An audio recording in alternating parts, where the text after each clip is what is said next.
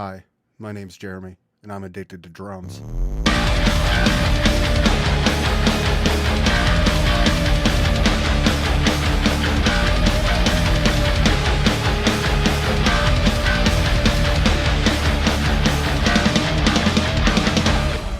Hey, this is Jeremy with Uppercut Productions, back with part 4 of this mixing series. Name of the band is Unicorn Rodeo. Name of the song is Maybe, and let's dive into these drums and get them fast. Boom, here we are back in the box. As you can see, I've got my drum tracks here. I'll play a little bit of where we left off from our static mix.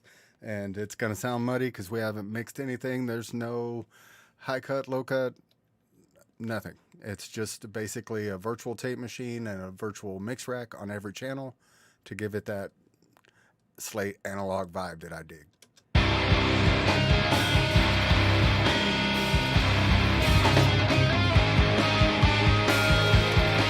As you can see, we've got everything bust, heads in the heads bust, toms, everything looking great. So let's solo out these drums. I've got my full kit soloed out right here. Here we go. And there's no mixing on anything on this. This is just straight tracks, and all faders are set at 0, unity. The only thing you're hearing is the bus and the tape machine.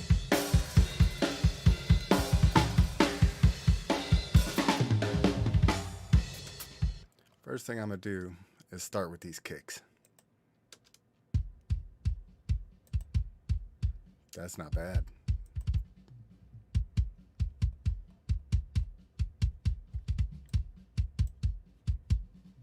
Take out some 5.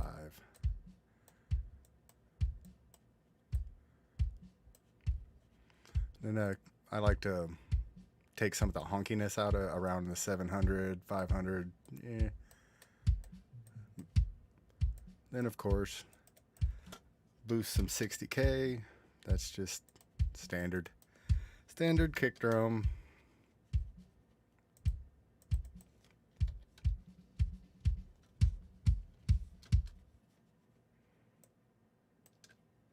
Just a little bit.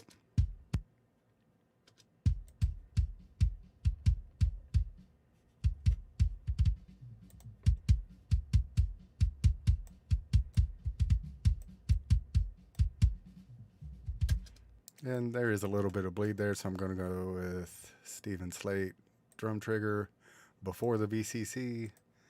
Just on tom bleed tight should be, oh, sorry, kick bleed tight should be fine.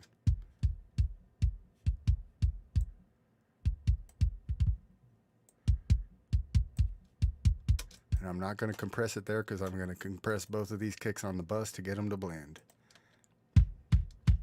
Let's hear that kick by itself. Yeah, that's definitely a little bit more boxy, which we should be able to cut that.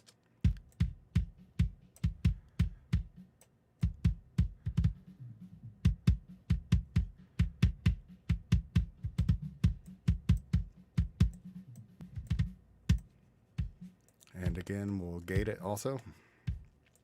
Same gate. Shouldn't have to do much to it because there's not a lot of bleed. So with both of those, I will then use one of my presets that I've set up for myself it's a good starting point on compressing a kick before the bus and on the bus, because this is on just the kick bus, not the drum bus. We're hitting it around -6 gain reduction, about 40%, so it's a parallel compression.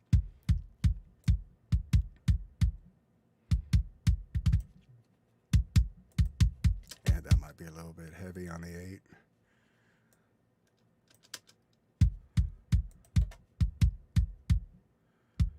And I can use triggers if I want, but I'm trying to keep this au naturel, as the thumbnail says.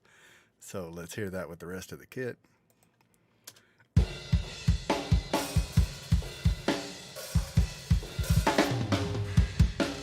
As you can see on the snare bus, I do have a send going to my plate reverb that we set up in the video below in the link. All the videos for this series will be in the description. And again, on this one, I'm not really going to, I like that snare sound, so I'm just going to compress it and leave it there. On snares, I love FG Stress.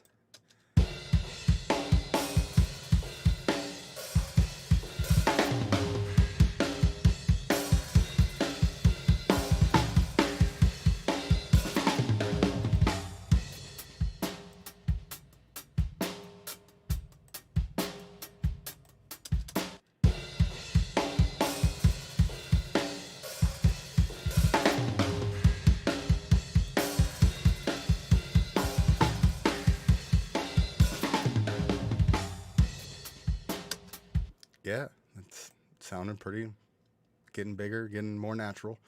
So we're just moving right along on these toms. Let me see if I can find a spot where the toms are doing something pretty major. Solo out these toms. There's probably a lot of bleed on these. We'll see.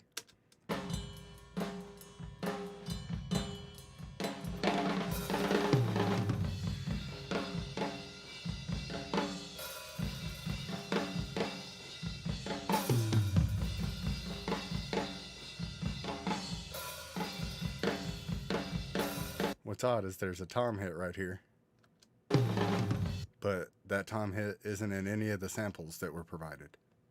Odd.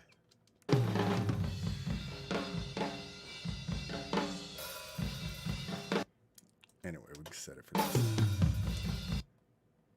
Actually, since it's going to be like that, I think I might just cut. Well, here, let's just mute them, and if I want to bring them back in later, I can.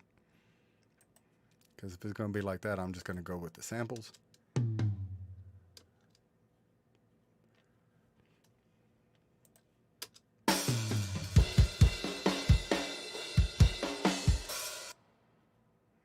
Yeah, I don't know about all that. That's odd. I don't like that. There's like a phantom tom hit there, and it's not in the samples. Oh well, ignore it. Not my music. Just make it sound good.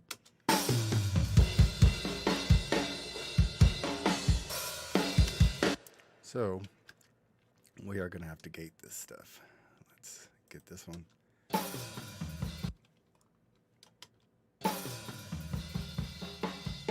Not even sure if I can gate that. It's so quiet.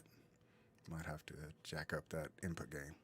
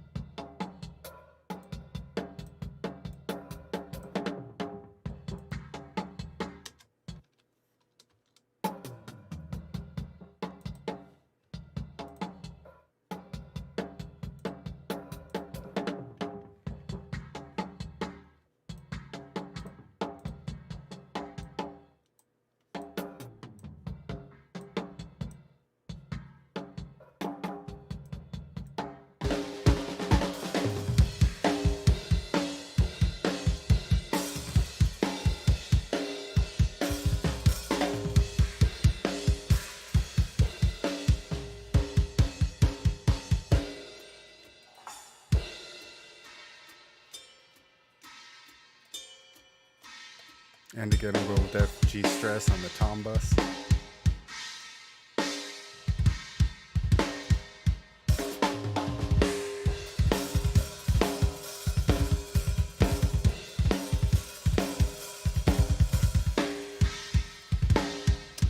And that's just for now. Let's get with these overheads.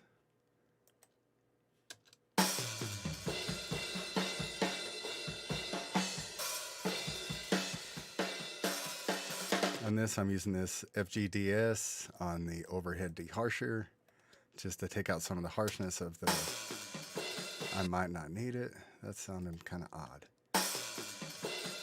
We got to figure out who that is. And it's the hi-hats.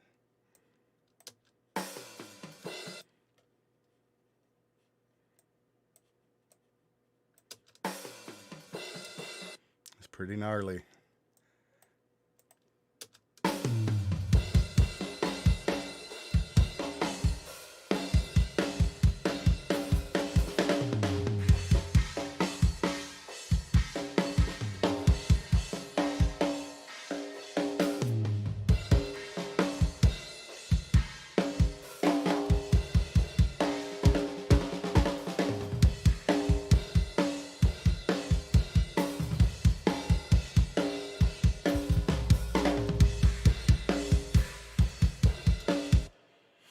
All right, that sounded pretty good. Let's go with a little bit on the, here, this is what we need to do. Put all of these kicks and toms and everything that is a shell. We're going to put all of those, Control F in our system. That's also how I showed how we set it up earlier. Control F. We're going to put this into a shells bus. And on that bus, same stuff we have on everything to make it jive. I'm sure some people ain't heard that word in the world. To make it jive, baby. And then I'm going to use FG Gray. It's just my favorite compressor. It just is.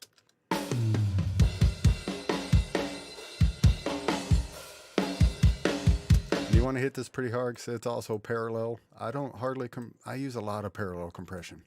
And I've got it where it's not compressing anything under 63, so the kick still pokes through.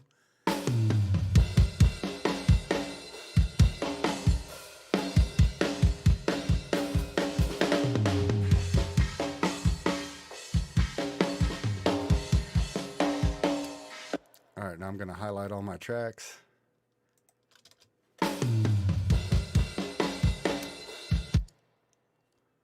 That sounded pretty good. Let's put the compressor before the EQ on the bus. And I'm going to add Joey Sturgis clip just to the shells bus to give them some bite,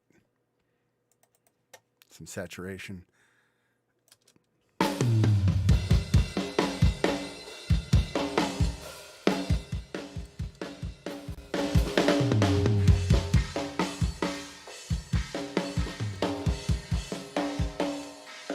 It's not bad. I'm going to have to deal with that ring on that snare drum, but it might sound good in the mix, which we're fixing to find out.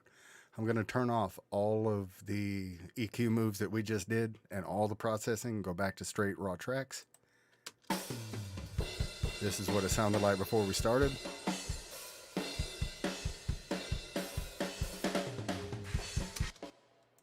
This is what it sounds like now.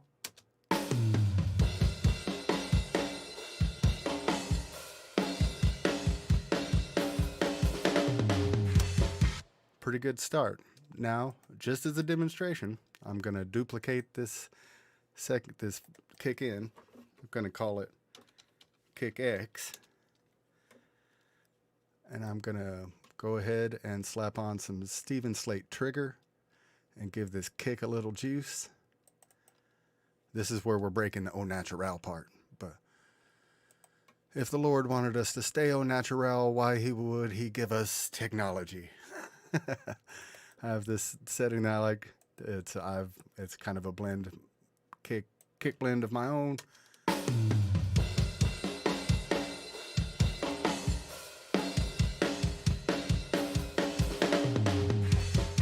So I'm going to mute that track on and off to show you what this one trigger adds.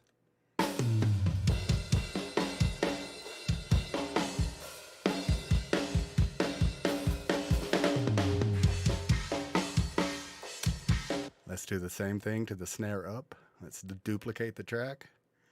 Let's call it snare X. Let's just drag trigger over to that. And there's 1,000 snare samples in the world. We all have our favorites. This is my snare dude. As you can see, it says my snare dude.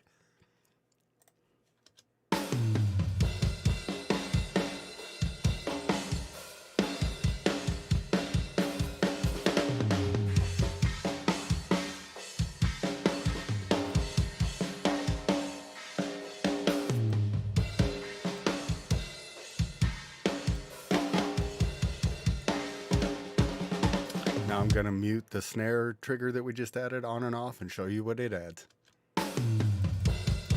Without.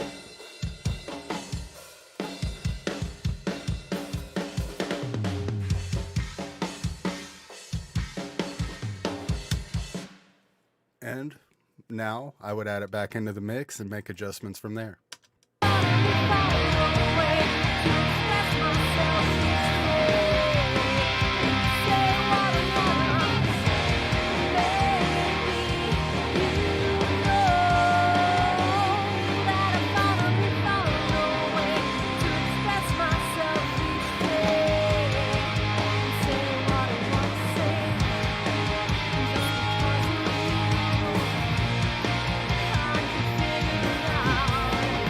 As you can see, I'm trying not to just slam these tracks because you got to leave room to mix, because I'm hitting it. I'm trying to keep everything around -5.